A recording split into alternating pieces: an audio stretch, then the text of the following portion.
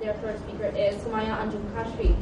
So without further ado, I'd like to invite the first speaker of the proposition to give his instruction.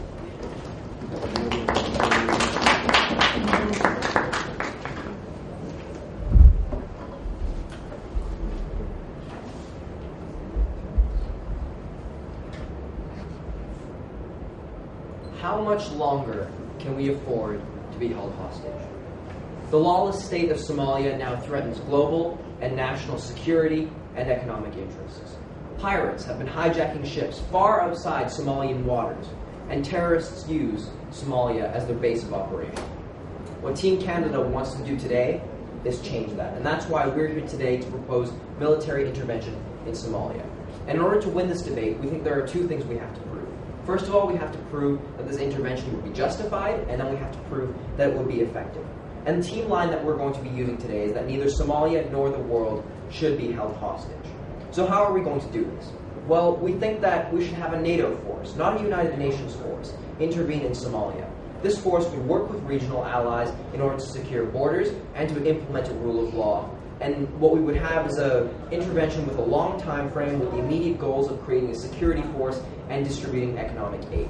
So what would the goals of this intervention be? Well, the goals would be to stabilize the country and to support the transitional federal government as a legitimate government, otherwise known as the TFG. And we would cooperate with Kenya and Ethiopia in order to secure the borders of Somalia. And we have three things that we're going to bring to you in order to prove that this is actually going to work. We're going to be showing you the geopolitical issues, we're going to talk about creating stability, and we're going to talk about the long-term benefits and long-term development in Somalia. I'm going to be dealing with the first two, and then Keenan's going to be talking about the third. Let's begin with this first idea, which is geopolitical issues. What we're saying here today is that there is a need for intervention because there is a direct and tangible threat to the international community that stems directly from Somalia. We think that there are global and national interests at stake, and that alone is enough to justify intervention. And there are four ways we want to show this to you. The first is with piracy. Now, what we have to understand is that piracy has been a threat to international shipping for the last 10 years. No thanks. In 2007 alone, Somalian pirates received $150 million in ransom. And essentially what's been happening is that pirates have hijacked the all-important trading route of the Gulf of Aden and been taking ships as far away as the Seychelles. Therefore, what we would say, ladies and gentlemen, is that the lawlessness of Somalia now puts national interests of other states at risk. And our example here is the hijacking of the Sirius Star super oil tanker.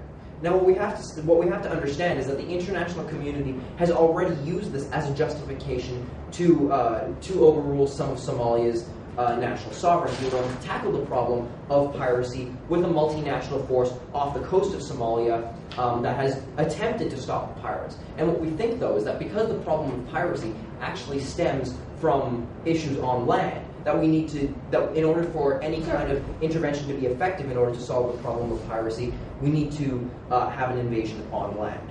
And the second part of this is terrorism. What we're saying here is that the lawlessness in Somalia has created a breeding ground for terrorists. Essentially what's been happening is that terrorists are able to move with impunity and to launch terrorist attacks all over the Horn of Africa and all through the region. And we would take a look at Al-Shabaab, which has, quote, which has said that they are, quote, taking Al-Qaeda's fight to the Horn of Africa. And what we would say is that because of the lawless state of Somalia, Al-Shabaab and other terrorist organizations are able to move freely, which directly threatens regional and international stability. Sure. Yes? Recently, we've seen the government in Somalia have had strategic advantage when it comes to fighting to Al-Shabaab, and Al-Shabaab has withdrawn some of his bases from Mogadishu. Don't you think that's an advantage? What we think is that every time Al-Shabaab moves some of its bases out of the capital, it moves them to somewhere else. And that's why we would take a look at the most recent quotes from Al-Shabaab, which has said that they are officially taking Al-Qaeda's fight to the Horn of Africa. We think that the fact that they have had quite a bit of success over the last few years has emboldened them and allowed them to make such a statement in which they basically say that they want to take what should be a domestic fight internationally. We would also take a look at this problem of refugees. What we would say is that because the government has no control over its borders, refugees are able to move freely and challenge the sovereignty of other nations. The nations we're talking about are Ethiopia and Kenya. And we think that this problem has forced Ethiopia to intervene unilaterally in the past, which is something that has caused instability. And we think that we need to take away that impetus for Ethiopia to launch any kind of unilateral action in order to secure their own borders. And the way we think that we do that is by working with Ethiopia and Kenya in order to do that ourselves. And finally, we would take a look at the problem of crime. What we would say is that lawlessness in Somalia has created pervasive and violent crime, both on the borders of Somalia and within Somalia. So why is this a problem? Well, what we would say is that the lack of border control actually leads to crime moving across borders. And what we would say is that the border with Kenya is a site for numerous accidents, including kidnappings, which in particular target international aid workers. And so what we're saying here, ladies and gentlemen, is that because national interests are directly at stake, and because international interests are directly at stake, both in terms of economic stability with piracy and security, that alone is justification enough to intervene. But what we would take it a step further. We would take a look at the transitional federal government asking the international community to help in stabilizing the country and implementing the rule of law, and therefore we would say that intervention is even further justified. So we've proven our first verdict. Let's prove our second. And we're going to do it with this idea of creating stability. So how exactly would such an intervention create stability? What we would say is that what we have in Somalia right now is chaos. It's cyclical chaos that is caused by persistent political fracturing and a lack of stability and no rule of law. And what we would say is that the only way to break such a cycle is with direct intervention.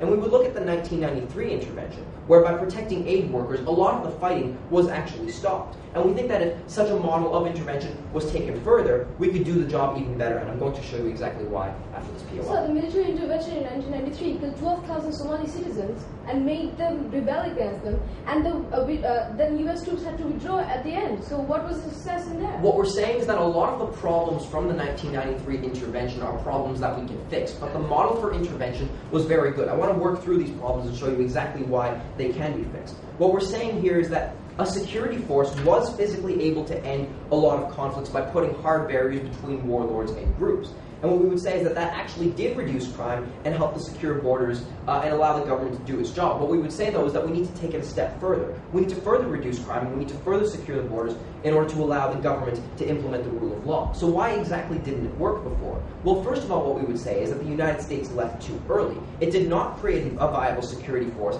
and did not have any long-term economic plan. Another thing that happened was they weren't able to successfully take clan allegiances into account and did absolutely nothing to oppose the warlords directly. In fact, the one instance in which the warlords were directly opposed by the intervention force was Black Hawk Down, where unfortunately, because of a few mistakes, political will forced the withdrawal far too early. And so what we're saying is that these are easy problems to fix. What we're saying is that if we take all of these factors into account, then we can have a successful intervention, because at the end of the day, if we do have a viable security force, if we do have a long-term economic plan, and if we do realize that there are clan allegiances that we do have to take into account, and we realize that the warlords are actually the first step to solving the problem, then, ladies and gentlemen, we think that any intervention can be effective. So we have to prove two things for you today. We have to prove that an intervention in Somalia is justified, and we've shown you that it is because national and international interests are at stake here. And we've also showed you that because the TFG has asked us to intervene, that we are justified in doing so. We further showed you that the problems with past interventions can be very easily fixed, and therefore an intervention has a very high likelihood of being effective. So because neither Somalia nor the world should be held hostage, we beg to propose.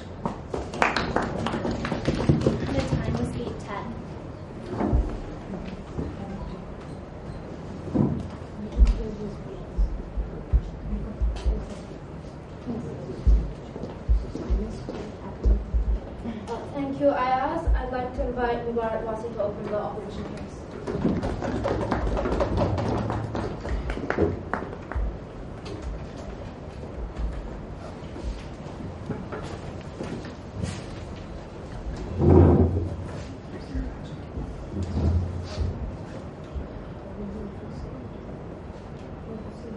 Ladies and gentlemen, when NATO troops were widely accused of killing a lot of innocent civilians and even raping people in Kosovo, ladies and gentlemen, the world would have thought that military intervention by NATO would not be considered anymore. But sadly, that's not the case.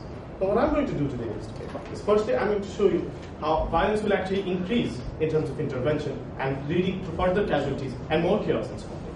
Because clans will fight between each other, clans will fight against the government and the intervening forces, and because the terrorists will combine together in an effort against these forces. And secondly, ladies and gentlemen, I'll be showing you how, in terms of terrorism, it is impossible to fight in a country that is filled with terrorists, ladies and gentlemen, who are able to mix with civilians themselves. And second, I'll be showing you how internally and also regionally, how terrorism will grow as a result of these preemptive measures against terrorists. Labib will be coming up and showing you how the massive amount of food aid that is being given to 3.5 million people out of 9 million people in Somalia will be threatened because of these interventions. And secondly, he'll be showing you at the economic level how, in spite of being in anarchy, Somalia is not necessarily in chaos and has had economic growth, especially compared to most countries in sub-Saharan Africa, ladies and gentlemen, and how that will be stopped. But before I move on to my next one, let me look at their points. Now, ladies and gentlemen, first of all, they come up with NATO, ladies and gentlemen. And first is to actually have the credibility of NATO in the first place.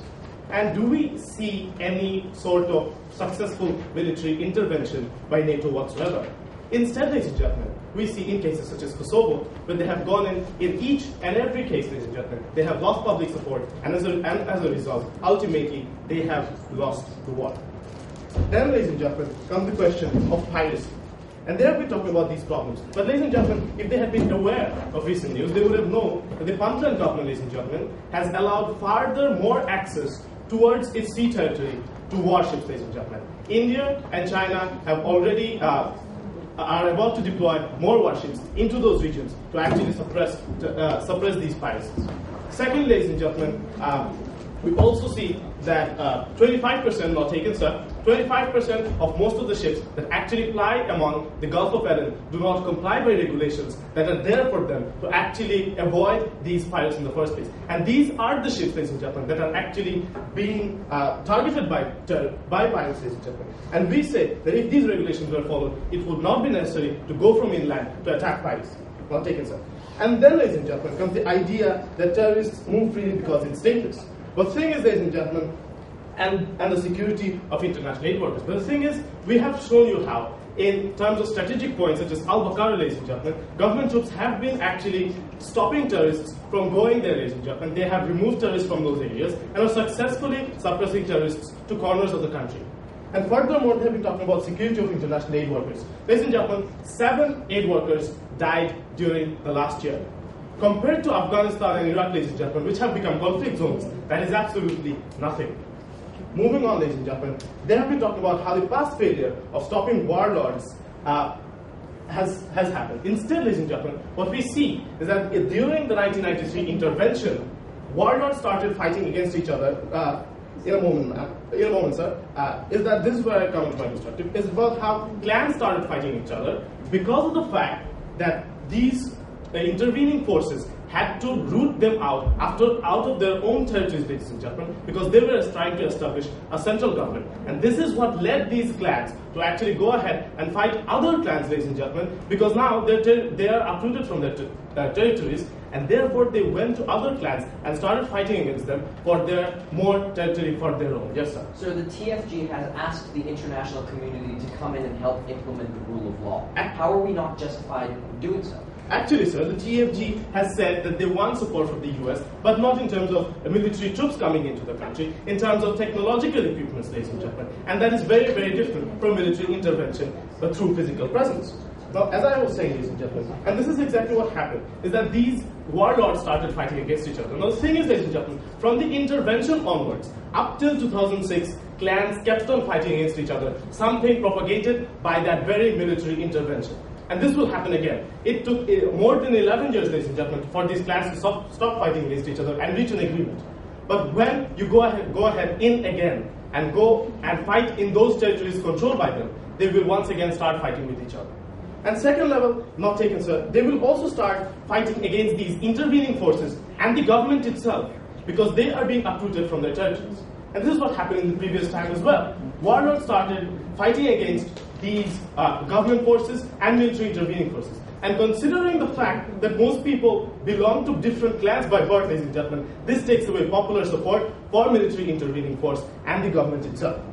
And ladies and gentlemen, what we see also is the fact that Hizbul Islam and Al-Shabaab, the two major groups in those areas, used to be together and continued an offensive into the capital of Mogadishu, up to Mogadishu, ladies and gentlemen. But recently they separated because of ideological differences. But what we see is that if we have a military intervening force, they will be forced to combine together once again, ladies and gentlemen. At this present moment, they are wary of each other and are completely happy with the territories they control. But when there is a military intervening force, they will go ahead, combine with each other, and start their offensive into government territory once again, ladies and gentlemen. And that is a situation we cannot afford to have, ladies and gentlemen. And what this also does is increase casualties in Somalia itself. Now, taken such. Second, ladies and gentlemen, from terrorism perspective, we see that mostly, ladies and gentlemen, military intervention hasn't been successful in most places. But even when it has been successful, it has been conventional wars. When we consider guerrilla wars, ladies and gentlemen, the famous case would be Vietnam, but when we also consider Afghanistan, Iraq, ladies and gentlemen, when we fight against unconventional warfare, ladies and gentlemen, guerrilla warfare, when we fight terrorists, they mix into the civilians, ladies and gentlemen. It is hard to identify them. Just because you have technological superiority over them does not mean you win this war. And therefore, each and every time we go and fight terrorism increases. First, that will be internally, ladies and gentlemen, because once again, we look at the past, and what we see is that groups such as Al-Shabaab in 2006, 2007, and 2008 were created and became popular in Somalia because the United States took preemptive measures against these terrorists by destroying Islamist courts and by having airstrikes into the south of Somalia, which actually led to collateral damage. And this in turn led to popular support for insurgency in Somalia, leading to more recruits for Al-Shabaab and the creation of Al-Shabaab itself.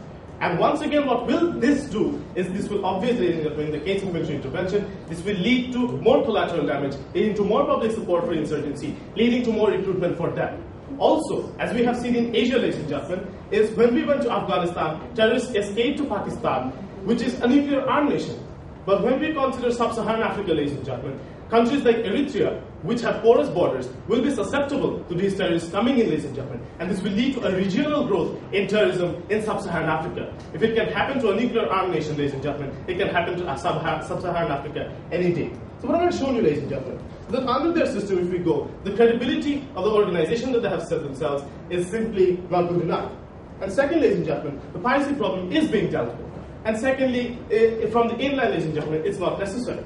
And we have also shown how the problems of terrorism will increase, how violence will increase, and more casualties will be there. And this will simply lead to more terrorists being recruited by them. The motion falls.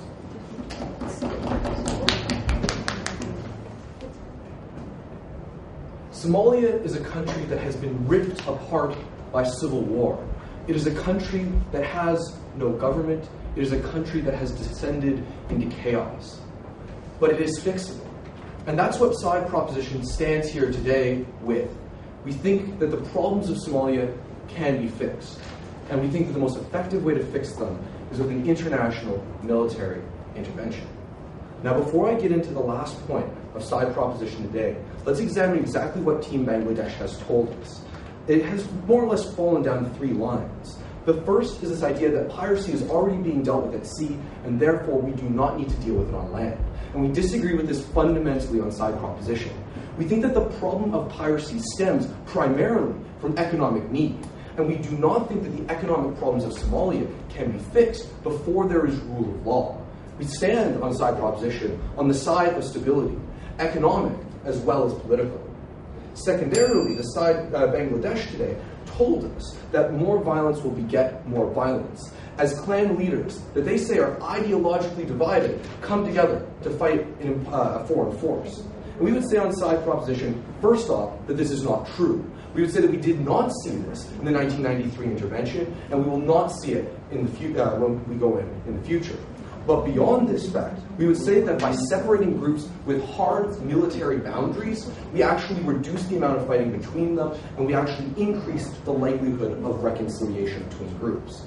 And their third point today that the side Bangladesh has told us about, no thank you, is this idea of how do we fight terrorism effectively. And the Team Bangladesh has more or less thrown up their hands today and told us that we can't fight terrorism, so we might as well just go home. And on side proposition, we disagree with this on a very basic level. We would say that even if we cannot stomp out all terrorism everywhere in the world, that does not mean that we have no right to go into a country that has explicitly stated that it will help terrorists and be a safe haven for terrorists. We would say that even if we accept this idea that terrorism can never be completely eradicated, that doesn't mean that we must allow places for it to continue to fester. Beyond this fact, we would look at the idea that the side opposition today has told us that only 7 aid workers have died. And we would say on side proposition that the reason for this is that aid workers no longer work in Somalia.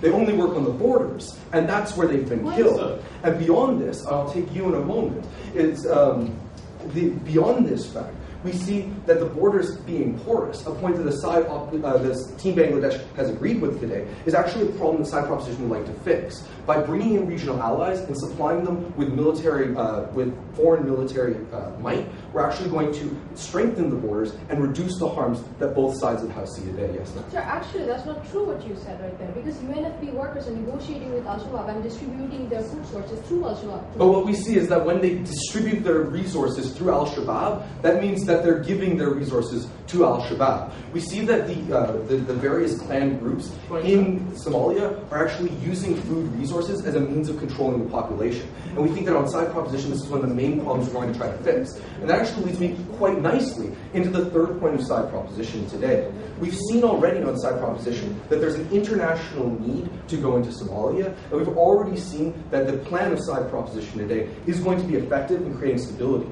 But the question that still remains is how do we deal with piracy and political reconciliation in the long run? And that's what I'm going to talk to you about right now, is what is the long-term development that we're going to see here?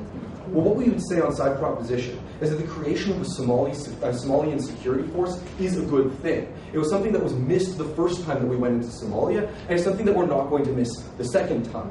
What we would say is that the creation of a Somalian security force creates stability because it gives the legitimate government, the TFG, the power to uphold laws and to enact a rule of law, which is fundamentally what side proposition stands for today. But what are the long-term benefits of this? Well, we would say that they're twofold. The first is on the economic plane, and the second is on the political plane. And we'll discuss each of these in turn. So the first is the idea of the economic plane. And this centers around the question of how do we get rid of piracy? And we would say that pirates are driven by two things. First off, they're driven by economic need, and the second is that they're driven by a lack of police control. In other words, they need the money that they get from piracy, and the danger of piracy does not outweigh the benefits of being a pirate. So how are we going to address this on side proposition today? Well, we'd say that we address it in 3 ways. The first is that we set up basic economic rules. We would suggest to you today that Somalia simply does not have the respect for property rights that is necessary for any successful economic system. When pirates and bandits can steal your merchandise at a moment's notice and you have no recourse against them, it makes it so that there's no incentive for you to try to build up a business. And it makes it so that the people of Somalia, I'll take you, sir, in a moment. It makes it so that the people of Somalia have absolutely no reason or ability to gather up the capital to make long-term successful businesses and instead must eke out a subsistence living. Yes, sir. The problem with uprooting piracy is the fact that there's widespread public support for the pirates within Somalia itself. But why do we see that public support? It's because the people are poor and they need the money. So the question of side proposition isn't how do we eliminate public support for pirates, it's how do we give pirates another thing to do so they can feed their families and their communities. So this leads us into the second idea of how do we deal with piracy, which is the fact that you discourage piracy with the police. When we look at other countries in Africa along the border, we would see that there is lots of economic need. But the only country that has a problem with piracy is Somalia. Now, why is that? Well, it's because Somalia is unique in the fact that it simply does not have the police force necessary to rein in piracy within its own borders. We see that the international forces beside Bangladesh has told us about today aren't good enough because they have to deal with the vagaries of international law and usually end up taking and then releasing pirates. We don't think a catch and release program is exactly what we need to deal with pirates. We need ground up economic support. But how do we get that? Well, we'd suggest today on side proposition that we do this by allowing for development aid. And this is the third prong of our plan to deal with piracy. We would say that when development aid can come into a country because there is basic rule of law, you both feed the people and allow them to start building up capital and create businesses. But beyond this, when a country is stable, we would say that foreign investment increases in that country. Right now, there's very little incentive for foreign companies to go into Somalia when they think that they have to deal with clan leaders or risk having their factories and plants shut down by this civil strife. So we would say that on 3 levels, pirates are going to be driven out and piracy is going to be driven out by the economic plan of side proposition. But we say the side propositions plan also deals with the political problems of Somalia. And here we have to look at the realities of the Somalian conflict. We would say that it's divided along tribal lines, lines that are fundamentally political as opposed to ethnic or ideological. And because of this, we can overcome them through disarmament and through diplomacy. We would suggest to you today that moderate groups have already splintered off of the Islamic courts union, but extremist groups reject diplomacy much of the time. And we said the way that we bring them to the negotiating table is by making the legitimate government, the TFG, strong enough to deal with them, as opposed to being a cowering force that only controls a few square blocks of Mogadishu. We would say, on side proposition, that the way that we deal with the long-term political problems of Somalia is first by creating stability so that all parties will come to the negotiating table and we can find a diplomatic solution. On side proposition, we don't think that Somalia or the world should be held hostage. And because of that, we beg to propose the motion. Thank you very much. Thank you, Keenan. I'd like to invite Labib to continue the opposition case.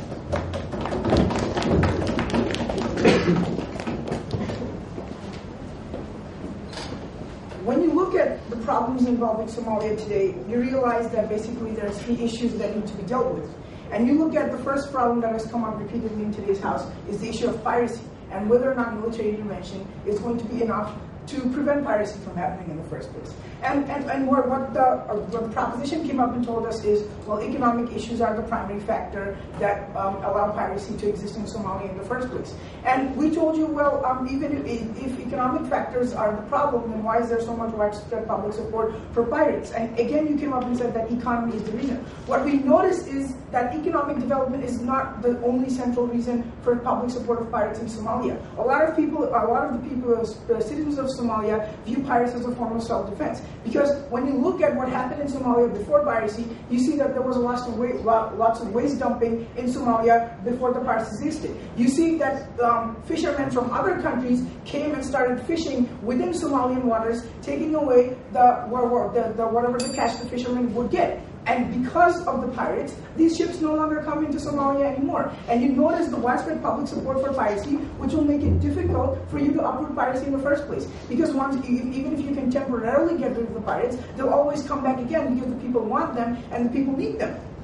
Furthermore, if you think that piracy is so much of a big problem, we already showed you how if you follow regulations and how international task forces are already dealing with the issue. So if you want to uproot piracy, the military intervention is not the way to go for it. Sir, the people we're talking about used to be fishermen. Now they're pirates. They made that change because of the fact that they had no fishing. I'm sorry, but you can't just come up and assume that every single fisherman in Somalia just came up and become a pirate. The actual issue is that some people decided to become pirates, some of the local population continued with their professions, and because the pirates ensured their professions can continue, that is why they continue supporting the pirates, and that is why the problem will not be solved. Moving on, you come to the issue of terrorists. And we came and told you, well, if you intervene, first of all, you can't win the war against terrorists because it is inherently not possible for a conventional warfare force to fight against terrorists. We have seen this failure repeatedly. Every time a force that fought conventional warfare came up against guerrilla warfare, they failed. They failed in Vietnam, they failed in Afghanistan, they failed in Iraq. What this shows us is you cannot fight the terrorists using conventional warfare methods. Furthermore, even if you do, I'll take you in a moment, furthermore, even if you do assume that it's possible for you to militarily intervene and keep the terrorists out of Somalia, they'll just go through the porous border region and establish bases in other countries, and they'll spread even more. We cannot allow that to happen. At least within Somalia, it is within one country. By putting them under pressure, you spread it to other countries, and that is why it is such a big problem. Moving on, you came to the idea of economic need and how you're going to solve it. And you said, well, you know what, we're going to provide basic economic aid and we're going to give them developmental aid. And, well, we failed to see how that's going to solve the problem because a lot of that aid is already going into Somalia in the first place. You cannot just assume that simply because military intervention is going to happen, which is going to turn the place into a conflict zone, no international company is going to come into a conflict zone and try to invest. And that is why it is such a big problem. Before I move on to Minister. Sir, aside from the fact that the borders are already porous, are you essentially saying that because we can't effectively, completely eradicate terrorism, we should let Somalia become a safe haven for terrorism? Somalia, what you're assuming is that Somalia is a safe haven for terrorism and that terrorists can come and go as they please. They're not taken. The problem is that you cannot just come up and say things like that. Terrorists, it does not necessarily mean that terrorists are using this as a base to launch attacks in other countries. What they're merely doing is establishing a stronghold within Somalia, but we do not have any evidence to suggest that they're going to extend this hold to other countries. Moving on to my first argument, which is about how you're going to endanger the supply of food aid to different nations, to the Somali nation. Now, you look at the situation of food aid within Somalia, and you know what a key thing it is within the Somalian economy. Because of the fact that 3.5 million out of 9 million people in Somalia are getting food aid, you know that it's essential for them to get this food aid in order to ensure the survival of the Somalian nation. And when you look at the current situation, you see that we have reached the point where the World Food Program, people from the United Nations World Food Program have reached the situation where they go to the point, I quote a World Food Program person, that we discuss with Al-Shabaab how much food is necessary in each area, we don't negotiate. This kind of cooperation ensures that people from the World Food Program can reach the remotest areas of Somalia and thus ensure the maximum delivery of food aid. When you intervene, you create two problems. First of all, you're going to create a conflict zone within Somalia, which means it becomes automatically impossible for United Nations World Food Program workers to go into conflict zones because it's unsafe for them. Which means what happens is the United Nations World Food Program members are no longer directly delivering food aid to the Somali.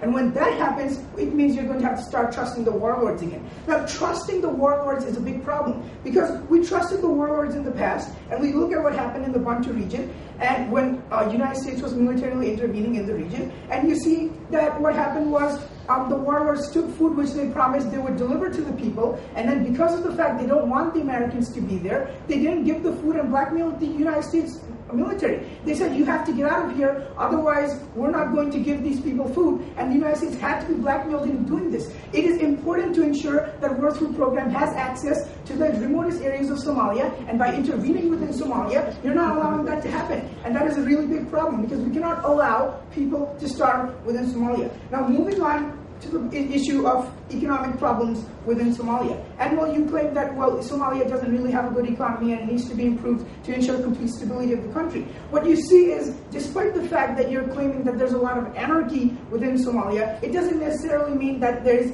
just as much chaos within the country as well. And you look at Somalia itself, and you see that it has developed several industries in which it is already prosperous. It exports large amounts of livestock to other countries. It has a pretty good remittance system. It has the most highly developed telecommunication system within sub-Saharan Africa. What this shows us is there are certain positive indicators of Somali economic growth, despite the fact that there is no central government. When you intervene, you are going to destabilize that economy because of the fact that the intervention will destabilize the economic systems within that country. It will decrease the confidence of the people. It will disturb the equilibrium that currently exists, and there's proof of this happening. Because just after the United States pulled out of Somalia, you notice the GDP growth of -2%. Currently, it's 2.6%.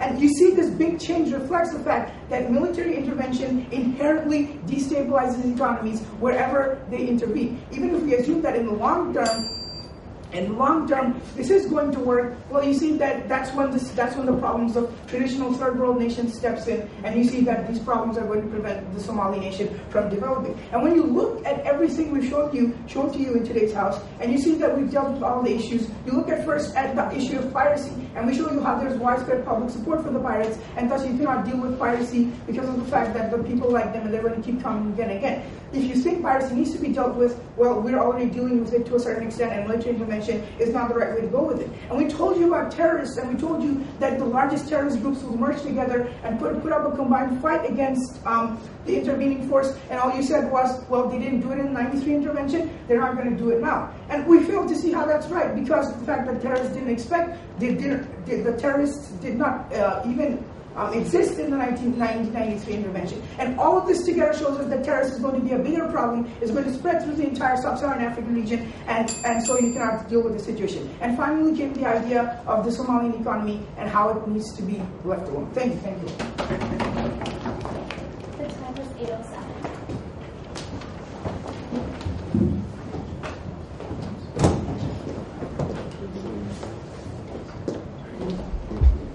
Thank you, Labib. I'd like to invite Jonathan from the proposition to give a speech.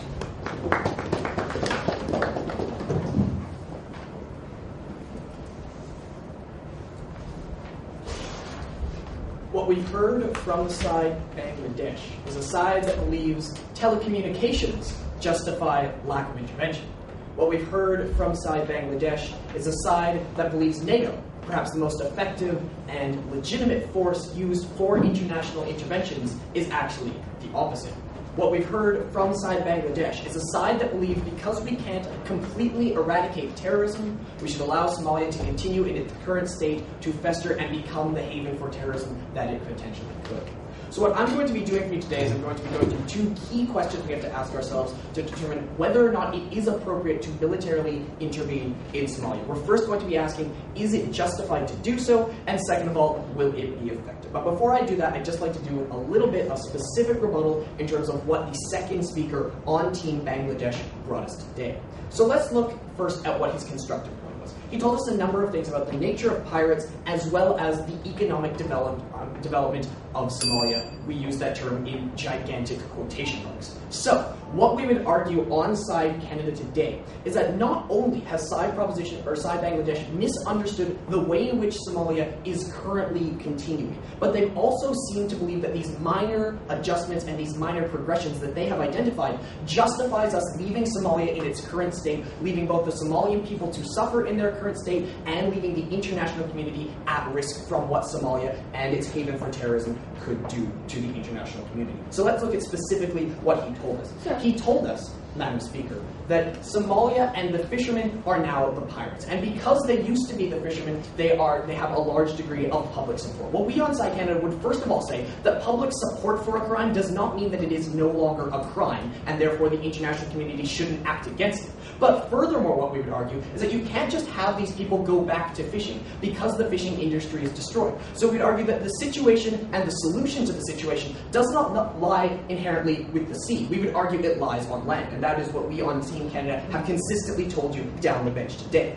Second of all, let's look at this idea of economic development within Somalia, because he discussed this a large deal within his speech. Side Bangladesh seems to believe that telecommunications and livestock exportation are the foundations of a healthy economy. Let's look at each of those in turn. First of all, the reason that Somalia in it specifically has the most developed telecommunications and wireless networks within sub-Saharan Africa is that because you can't put down cables like you can in the rest of Africa, because if you put down cables, people rip them out of the ground to sell the copper that are within the cables. It's not because Somalia is so economically developed, it's because they can't believe in the basic rule of law. They can't believe in basic property rights. It's not some miraculous economic development, it's because you can't steal wireless. Second of all, let's look at this idea of cattle exportation. First of all, that's because of porous borders, Madam Speaker. We'd argue that that's another one of the problems that we've identified. But second of all, we would argue that cattle exportation and other agricultural abilities are very unstable are very unstable industries, and we'd like to see Somalia perhaps developed beyond that.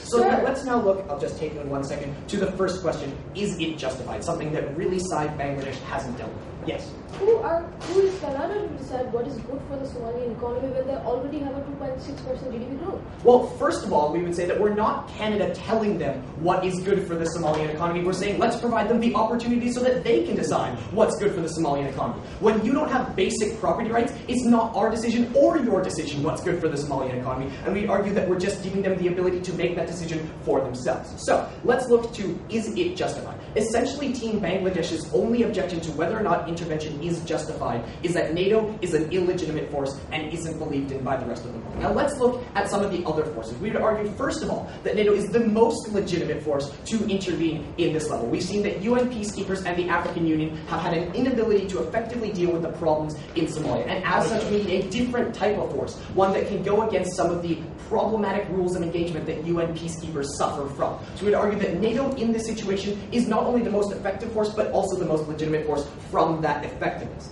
Second of all, side proposition's really only complaint in terms of whether or not it was justified was that they questioned the definition of whether or not the TFG actually asked for support. They looked at one specific instance when the TFG has asked for support, when in reality the TFG has asked for various kinds of support multiple times. So we would argue that even if they reject all of our analysis about Somalian sovereignty and how it poses a problem to the international community, and therefore we have a legitimate reason to go in, we'd argue that the transitional federal government's multiple requests for support from the international community would deal with that as well. So we would argue that side Canada today, Team Canada today, has really quite effectively proven to you that intervention within Somalia is justified in an international law sense. Let's now look to what makes the long-term,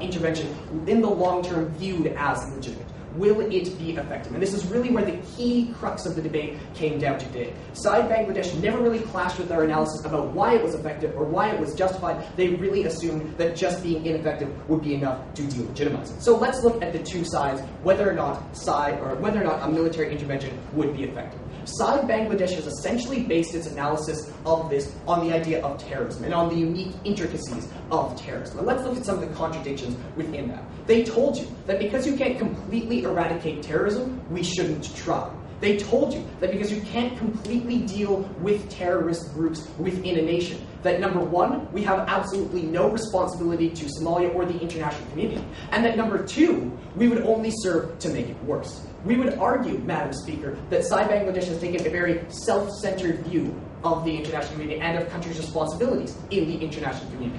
Even if we can't eradicate every single terrorist in Somalia, we would argue that allowing Somalia to continue in its current state would be far more detrimental to the international community, to international security, than going in ever could be. We would argue, Madam Speaker, that the way in which Side Bangladesh would conduct itself when applied to other international community responsibilities is really problematic. Furthermore, let's look at this idea about terrorism and collateral damage. Side Bangladesh seem to believe that going in and violence will only beget more violence. First of all, we would argue that the overarching goal of this intervention would be stability. We have argued that down the bench on Team Canada today.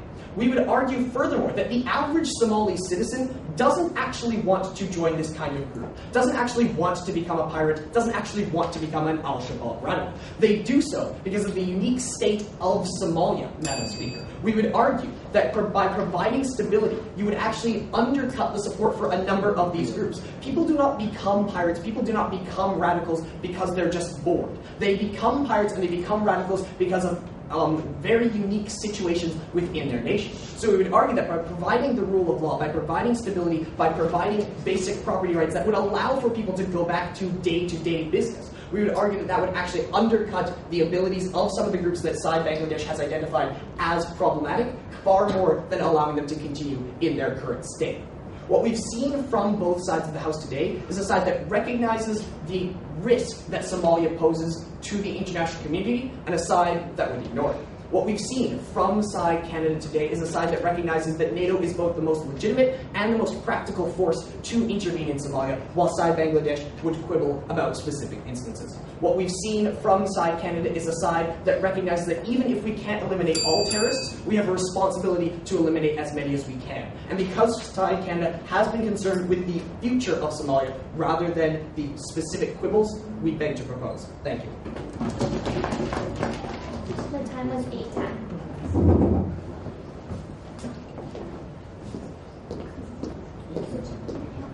Thank you, Jonathan. I'd like to invite the opposition whip, Sumaiya.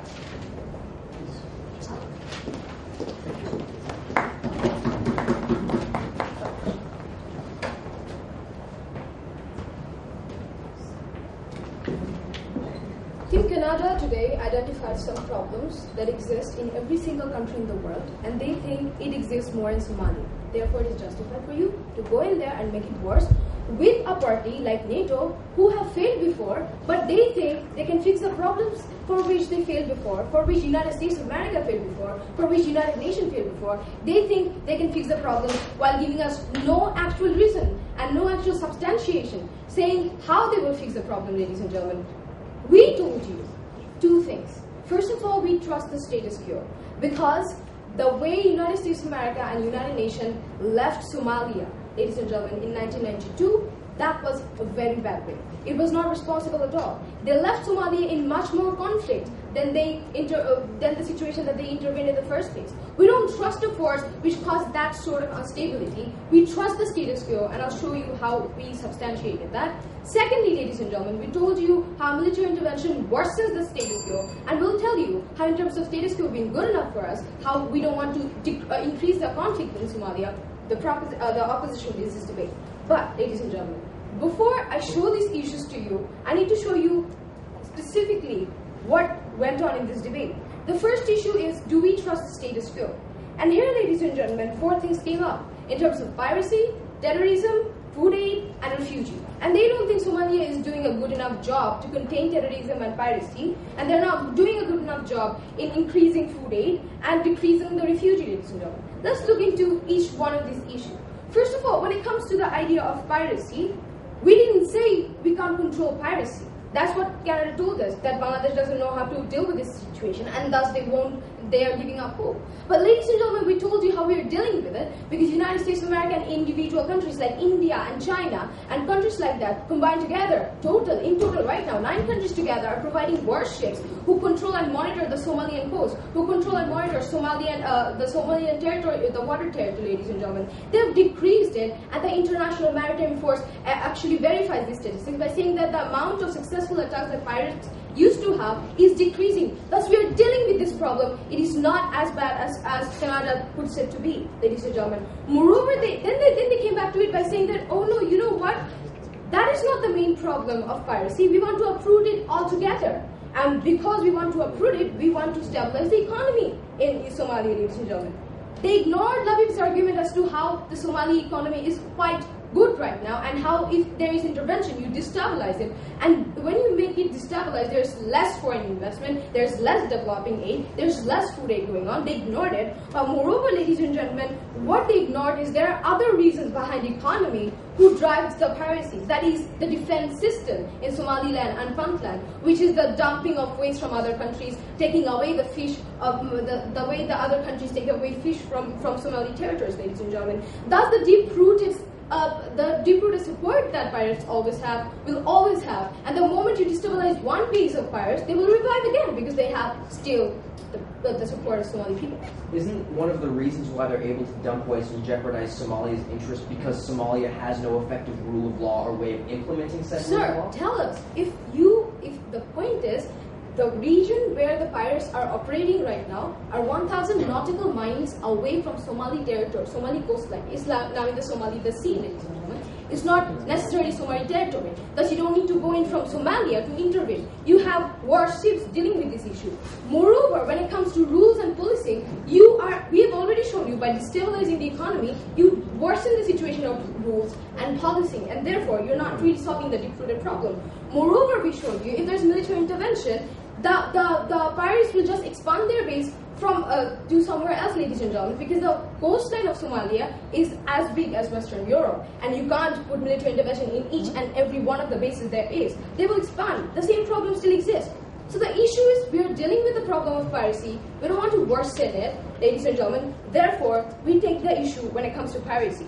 Moreover, next, when it comes to the issue of terrorism, first of all, we pointed out that conventional wars against terrorism it didn't work in Afghanistan, it didn't work in Iraq, ladies and gentlemen. It has actually increased terrorism by 12% of the war on terror was actually started, ladies and gentlemen. They didn't come back to it. Moreover, we pointed out that terrorism is being dealt with right now. They accused us of saying that, oh no, we can't deal with it, so we will let the situation be the way it is right now. But we said that the government has strategic advantage when it comes to dealing with terrorism because Al-Shabaab has pulled out its bases. And they said, just because they have pulled out its bases from capital doesn't mean they're weak. Yes, it means they're weak because they have a strategic disadvantage when it comes to fighting the government right now. And therefore, they are much more susceptible to negotiations with the government, which the international crisis group admits, ladies and gentlemen. So we take this debate home when it comes to terrorism. Moreover, because of the fact that there is Eritrea, even if you go militarily intervene over there, even if you secure the borders of Kenya and Ethiopia in some miraculous way, there's still Eritrea, who's always a safe haven of terrorists, and the terrorists who are already there, and in Somalia will just simply flee over there. So how are you containing terrorists? You are neglecting the fact that the government is already dealing with terrorists. You're going in there, and you are spreading the terrorists all around the region. Moreover, you ignore our analysis as to how the terrorists will unite together and cause more terrorism, how the terrorists will play on the anti-Americanism that already exists in the people of Somalia and thus increase terrorism. And therefore, ladies and gentlemen, because they don't understand the situation and the gravity of the situation, because we've already shown you that we are dealing with the situation, we think that the situation is in an equilibrium position and you don't need to worsen it. Thus, we take this issue when it comes to terrorism. Thirdly, when the issue comes to food aid, yes.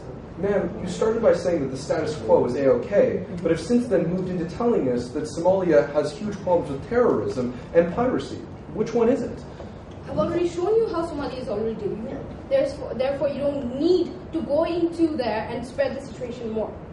Now, moving back to the issue of food aid, ladies and gentlemen, they ignored our idea about how the UNFP is working, collaborating with Al-Shabaab in distributing it further, the food aid further, and they told us, no, we can actually secure the food aid workers, the people who are supplying the food aid.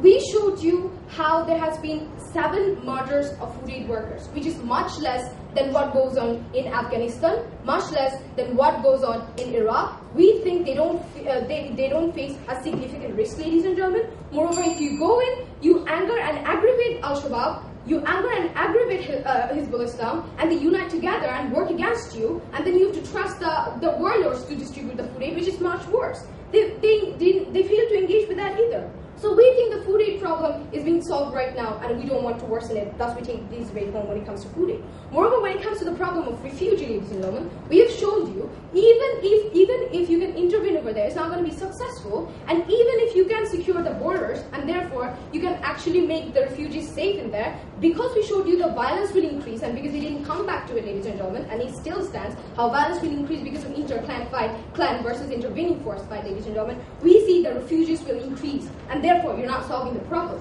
Now, the next issue of this debate is, are you in the long term helping Ethiopia or not? They ignored our idea of how the economy will be destabilized by saying that, oh, telecom isn't good enough. You are not here to decide what is good enough for Somalia. Somalia decides what's good enough for them. And they have a stable economic growth. And therefore, if you go in there with an unstable force, if you increase the problem, if you neglect the fact that the government in Somalia is dealing with this problem right now, you don't help the situation. Just like you didn't help the situation in 1992 and 1993. Therefore, we're very proud to close.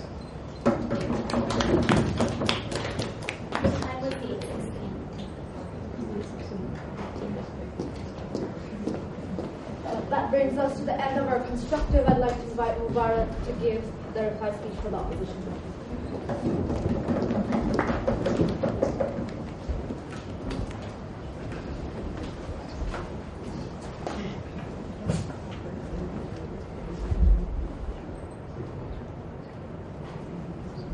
Three key issues of contention in this debate, ladies and gentlemen. Firstly, can piracy be solved from inland? Secondly, the problem of terrorism and violence with clans.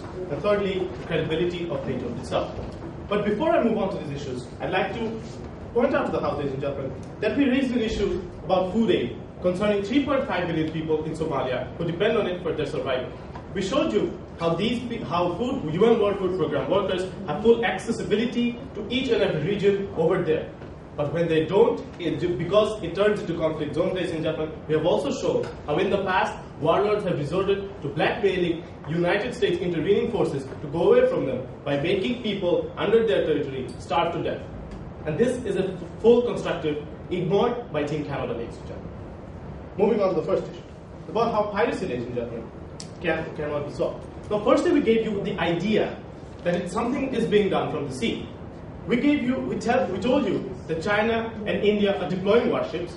The Puntland government has actually recently allowed these warships to enter more into the sea territory of Somalia itself. And we told you that this is enough. And also, ladies and gentlemen, we have told you how a lot of ships are not following regulations, ladies and gentlemen.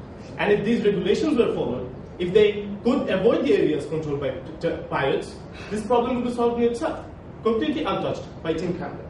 And then they tell us about inland powers. And then we show you, ladies and gentlemen, that how these people actually have support of the Somali people because they somehow contribute to their safety by preventing waste dumping and by preventing other countries' international corporations from illegally fishing in their territory. And no matter what the reason, ladies and gentlemen, they are telling that it's because of economic problems. But no matter what the reason, ladies and gentlemen, as long as these people have public support, you simply cannot win a war. Even if you do, as we have told you, ladies and gentlemen, suppress them for the time being, later when you move away, withdraw, they will still come back because the people like them to be there. Second issue is terrorism, ladies and gentlemen, and clans. Now they tell us, ladies and gentlemen, just because terrorism cannot be fully suppressed doesn't mean we shouldn't make an effort. But that simply isn't good enough. We have shown you how each and every attempt at addressing guerrilla warfare, such as that of terrorists, ladies and gentlemen, has ended in failure. Not just failure, ladies and gentlemen, has worsened the situation in each and every aspect, starting from Vietnam to Afghanistan and Iraq, ladies and gentlemen.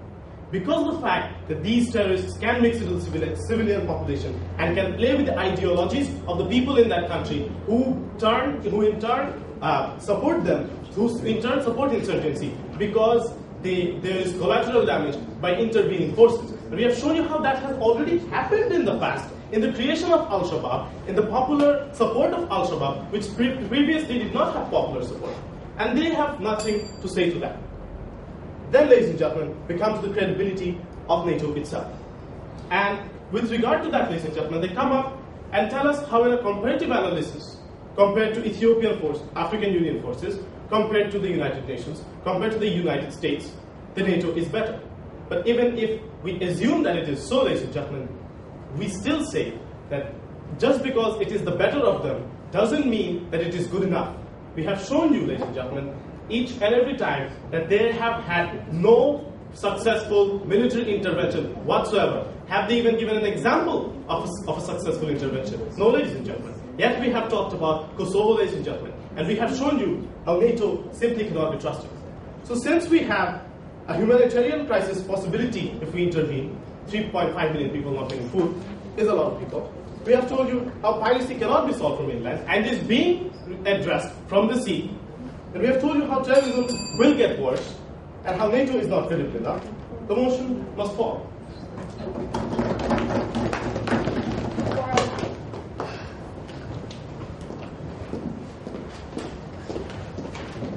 Thank you, Mubarrat. I'd like to invite the proposition reply speaker I asked to finish off today's debate.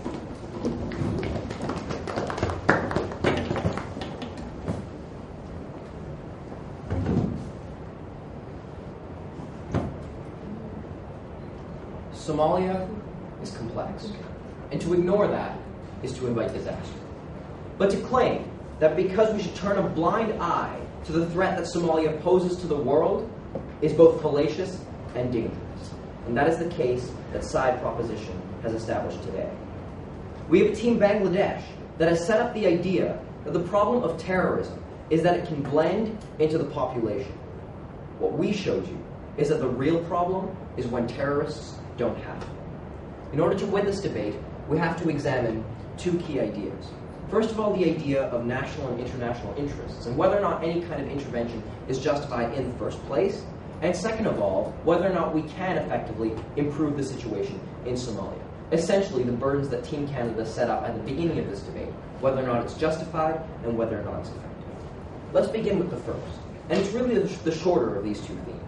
What we told you at the beginning of this debate and down the bench is that the national interests of countries around Somalia and outside the region are directly threatened by the lawless state of Somalia.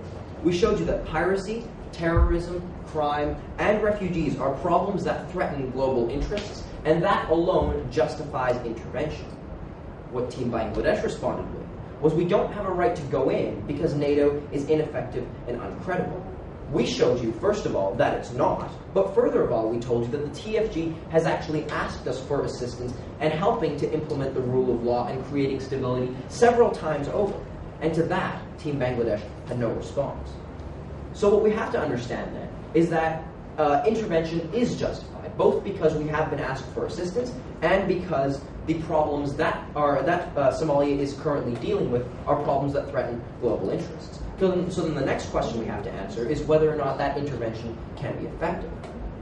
Now what we told you is that the 1993 intervention was to an extent successful, but the mission parameters and the fact that we left too early was what made it end poorly. So, Team Bangladesh's response was, well, because it didn't work before, it can't work now. What we showed you is that in order to create stability, you need a security force, which is exactly what we would provide the TFG with. And that is something they had no response to. So let's take a look at a couple of these ideas that Team Bangladesh came up with and that we heard some clashing. Terrorism is the first one. Now what Team Bangladesh told us is that if we intervene, terrorists will become angry, unite, and attack us from other countries. What we told you is that no, right now you have terrorist organizations like Al-Shabaab that can operate with impunity and attack both the TFG and the entire Horn of Africa. And that intervention can help secure those borders and prevent them from doing that, something that we had no response to from Team Bangladesh. And the second idea was this idea of piracy. Now, what Team Bangladesh told us is that, well, something is already being done, and that's more than enough. What we told you is that the problem of piracy is one that stems from onshore. All of the problems of piracy stem from economic problems, political problems, and a lack of rule of law on land. And how do we know that, ladies and gentlemen? Because at the end of the day, the pirates do have to go home. Somalia is their base of operations. And we showed you that if we replace piracy with economic growth, with distinct, strong economic growth, and the rule of law, then there is absolutely no incentive. Why? Because piracy is dangerous. And an international intervention makes piracy even more dangerous. And what we would say then is that that would actually make piracy a less viable option. And that was something we heard no response to. Team Bangladesh told us that porous borders will allow terrorists to simply go somewhere else and to attack the world from another country. Exactly, ladies and gentlemen. That's exactly why we need to lock Somalia down. That's exactly why we have to secure the borders. That is exactly why we have to prevent the lawlessness of Somalia from threatening global interests. So because the intervention in Somalia would both be effective as well as justified, we beg to propose. 414.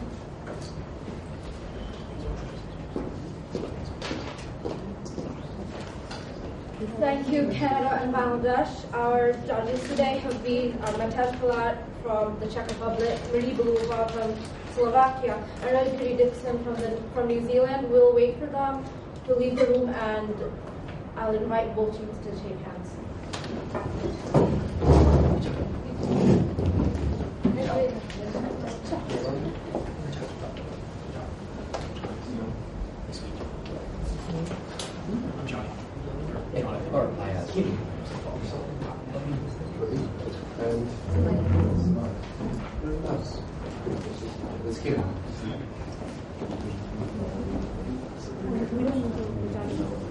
Able to show us that they are trying to cure the symptoms, while the other side is curing just the effects of the illness. And from our side of view, Team Canada was able to show us that their way of solving the problem is better.